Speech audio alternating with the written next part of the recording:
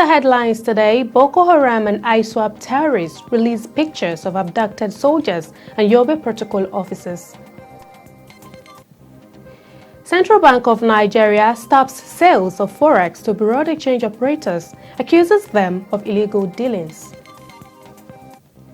And on the foreign scene, Indonesia records 2,069 COVID-19 virus deaths in 24 hours.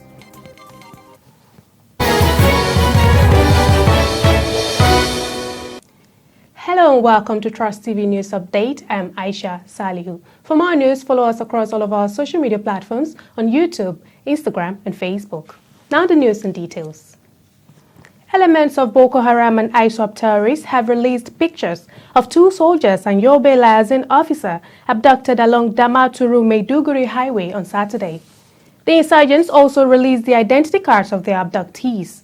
In the display of the ID cards, two of the cards belong to Meilali, one for Mustafa, while the other belongs to LPCL Oyediran Adedotun of the Nigerian Army. The ID card of the fourth abductee was not cited from the list of the cards provided by the insurgents.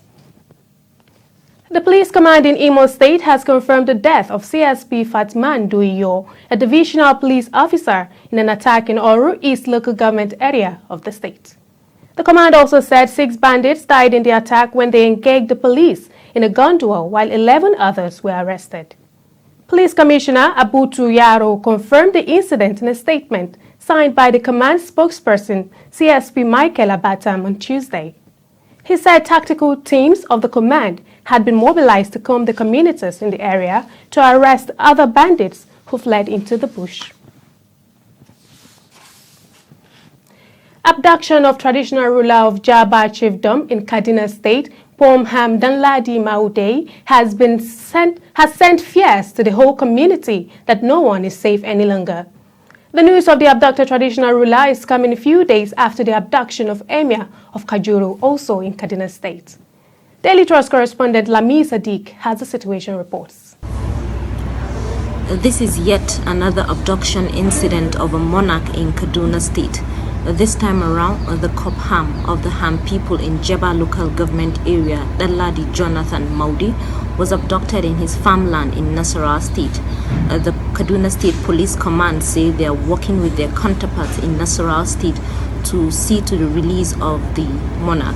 Also, we learned this morning that the Kaduna State Commissioner of Internal Security and Home Affairs, Samuel Aruwan, has visited Jaba Local Government Area on a confidence building and also to sympathize with the people.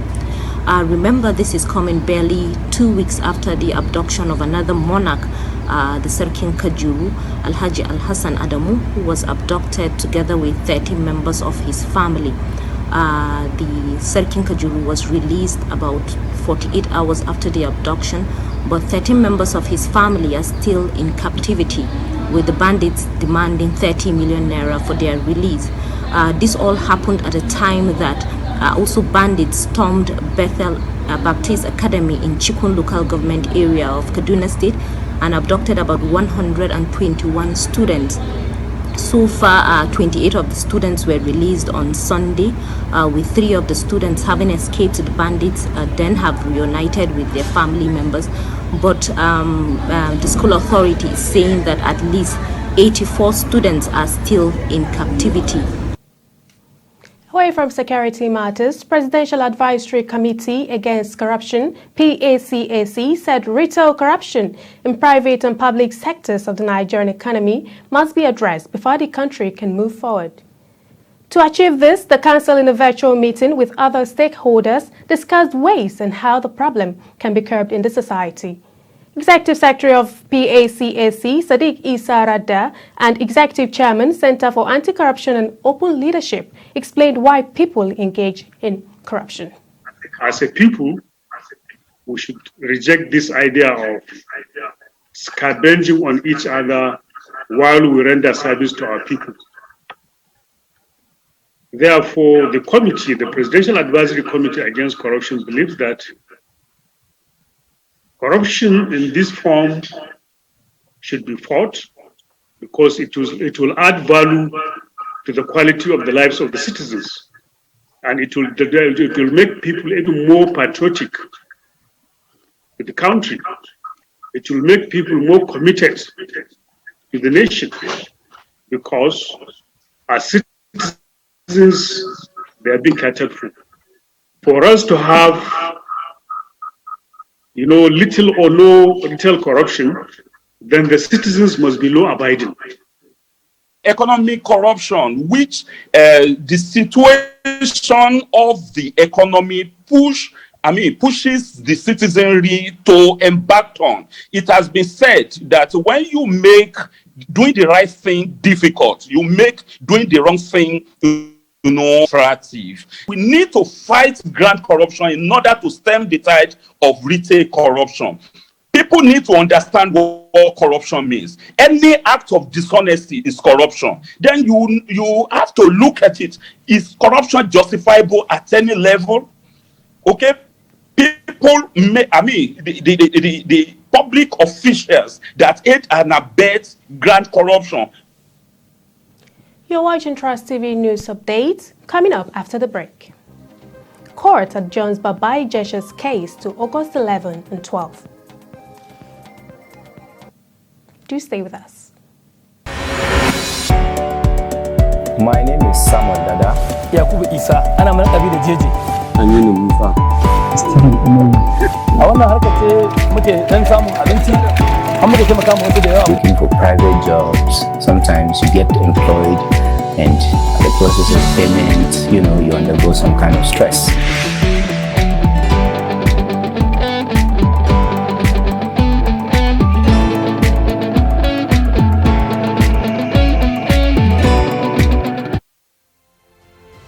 Get latest updates on current topical issues and breaking news by downloading the Trust TV mobile app on your Android devices. Go online, click Google Play Store, search Trust TV, install the app, and get doses of unfiltered information on happenings all over the world in your pocket. Trust TV, documenting the Nigerian story.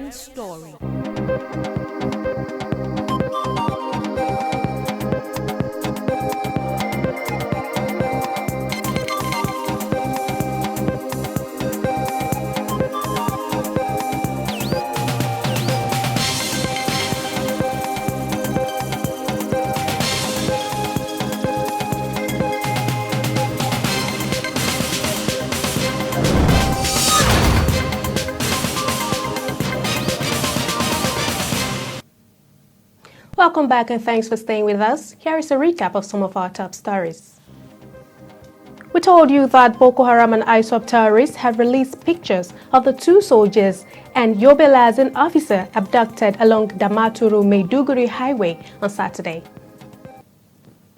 Moving on to more news stories. Now in business, the Central Bank of Nigeria says it has stopped forex sales to bureau de change operators in the country. Kaduna Emefiele, governor of the Apex Bank, announced that at the end of the Monetary Policy Committee's meeting on Tuesday in Abuja, the MPC retained the monetary policy rate at 11.5% at the end of the meeting. It also retained the cash reserve ratio and liquidity ratio at 27.5% and 30% respectively. Speaking on the decision to stop forex sales to the BDCs, Emefiele said the MPC noted with disappointment and great concerns that the BDCs had defeated their purpose of existence to provide forex to retail users, but instead had become wholesale and illegal dealers. In an interview with Trust TV, Michael Kelly Kume, a business analyst, speaks on the implication of the CBN's decision to stop forex change to bureau de change operators.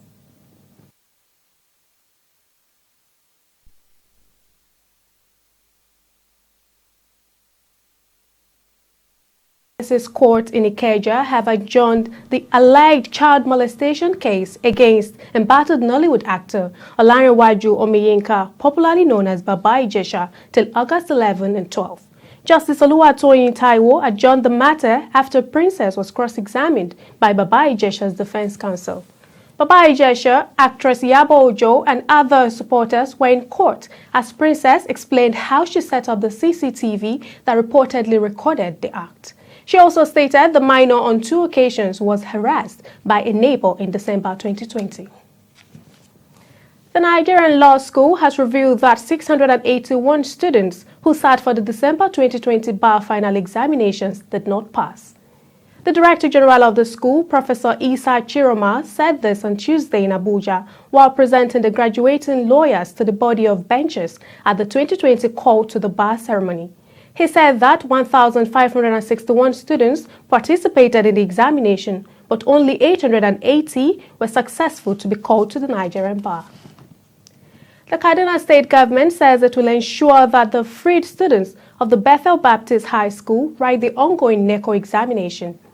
This is contained in a statement issued by the Commissioner for Education, Dr. Shehu Mohammed, on Tuesday. He said the state government was working with the council towards achieving this. He also assured those whose children were still being held by the kidnappers that the state government would do the needful to ensure their safe release. The federal government has called for the support of Nigeria's development partners through their high commissions and embassies to strengthen the implementation of programs to protect the environment. Minister of Environment Dr. Mohammed Abubakar made the call on Monday at the inauguration of Nigeria's National Reduced Emission, Deforestation and Forest Degradation plus Strategy document in Abuja. Like many other nations,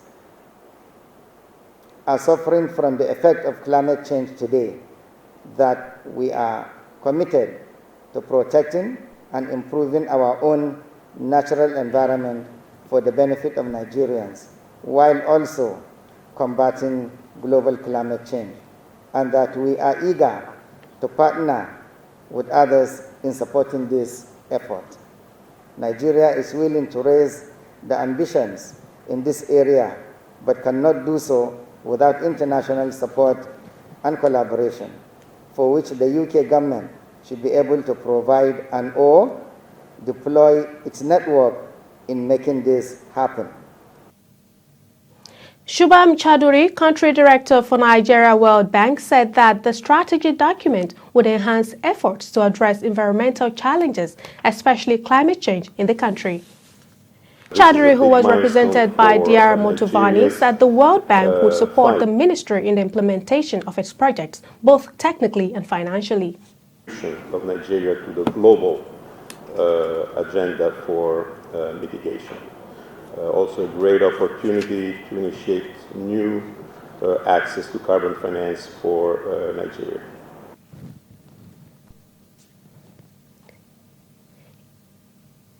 In her remarks at the event, Minister of Women Affairs and Youth Development, Pauline Tallinn, said her ministry would participate in and support the implementation of RED programs. Promoting LPG National Cooking Gas Project of the Federal Government of Nigeria, create awareness and sensitize rural populations, especially rural communities, on the effects of fuel, woods, or health and the environment. Stimulate the use of clean cookstoves that comply with emission rates as recommended by the World Health Organization to help reduce drudgery and household air pollution and deaths. Moving on to the foreign scene on coronavirus pandemic, Indonesia records 2,069 coronavirus deaths in 24 hours as Southeast Asian countries face the worst COVID-19 surge since the pandemic began. Tuesday's rigorous tally was nearly 600 more than the previous day, surpassing last week's daily record of 1,566, Ministry of Public Health said. New infections also surged from about 28,000 on Monday to just over 45,000. The data came after Indonesia loosened its virus control this week by allowing small shops, street-side restaurants, and some shopping malls to reopen after a 3-week partial lockdown. And in China, the China-US relationship is in a stalemate, fundamentally as some Americans portray China as an imagined enemy. Chinese Vice Foreign Minister Xi seems that the United States only Xi said this during talks with United States Deputy Secretary of State Wendy Sherman. Do bad things and get good results. How's that even possible? Said Chinese Vice Foreign Minister Xie Feng, urging the United States to change its highly misguided mindset and dangerous policy. Xie made the remarks on Monday during talks with U.S. Deputy Secretary of State Wendy Sherman, who's on a visit to North China's port city of Tianjin from July 25th to 26th. In terms of the United States' competitive, collaborative, and adversarial rhetoric, Xi said this is a thinly veiled attempt to contain and suppress China. The Chinese people feel that the real emphasis is on the adversarial aspect. The collaborative aspect is just expediency, and the competitive aspect is a narrative trap, he said. The U.S. policy seems to be demanding cooperation when you want something from China, decoupling, cutting off supplies, blockading or sanctioning China when it believes it has an advantage, and resorting to conflict and confrontation at all costs, he added. What the world needs most is solidarity and cooperation, for humanity are passengers in the same boat, according to Xi.